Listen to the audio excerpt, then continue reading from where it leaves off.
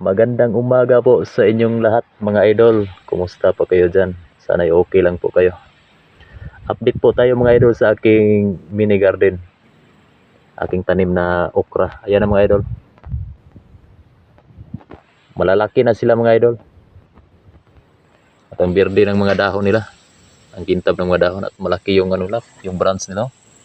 Yung puno. Hindi po ako gumagamit mga idol ng mga chemical na fertilizer dito sa mga pananim ko na gulay. Ang gamit ko lang po dito mga idol ay organic fertilizer lang.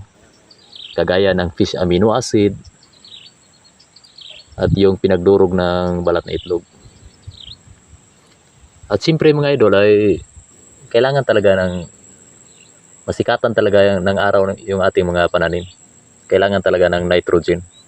Para ang nitrogen kasi mga idol ay para sa kanyang dahon na maging berde siya, hindi siya maninilaw yung dahon.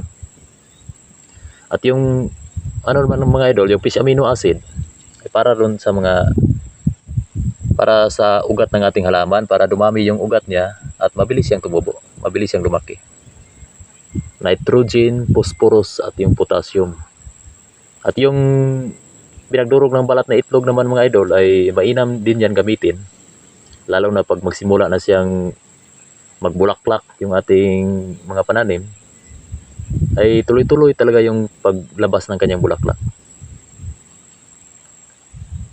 Yan mga idol, malaki na sila. Mga ilang araw lang mga idol may ano nito, may mga bunga nito. Kapag may bigay talaga natin mga idol ng tamang pangangailangan ng ating halaman, mabilis talaga siyang lumaki. At siyempre mga idol, lalo na ngayon nga tag-init, siyempre diligan talaga natin araw-araw. Kailangan din nila ng tubig. Parang tao din. Siyempre kailangan din ng tubig, di ba? At yan lang po mga idol, ingat po kayo dyan lahat. Salamat po.